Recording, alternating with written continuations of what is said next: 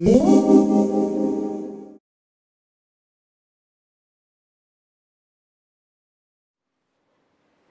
everybody, I did a post on this particular type of knitting back in April of 2011, I believe it was, and at that time I did not do a video, so I thought I would just do one now.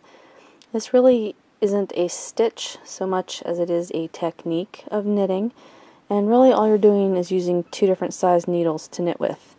And it's garter stitch, as you can see here, but it's just opened up a bit more. You can use any number of stitches that you like and any size needles.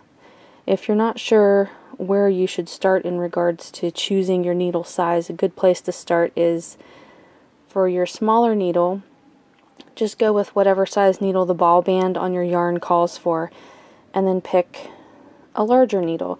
You can do one size up, two sizes up, it doesn't really matter. A good idea might be to just swatch and see what look you like. Cast on using your smaller needle and knit a row, and then from there on you will be using one small needle and one big needle like you see I'm doing here.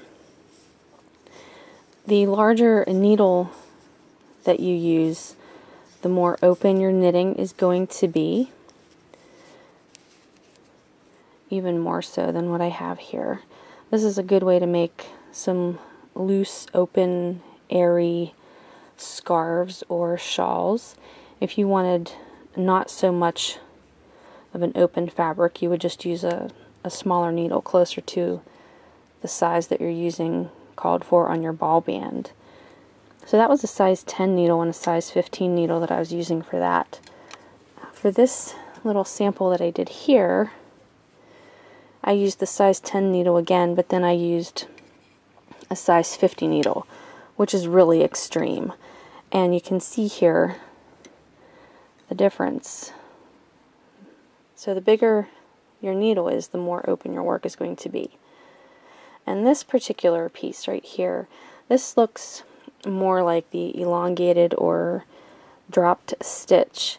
So if you like that look, but you're not so crazy about doing all of those wraps, you can just use like a really obscenely large needle, and it pretty much looks like you did the elongated or dropped stitch.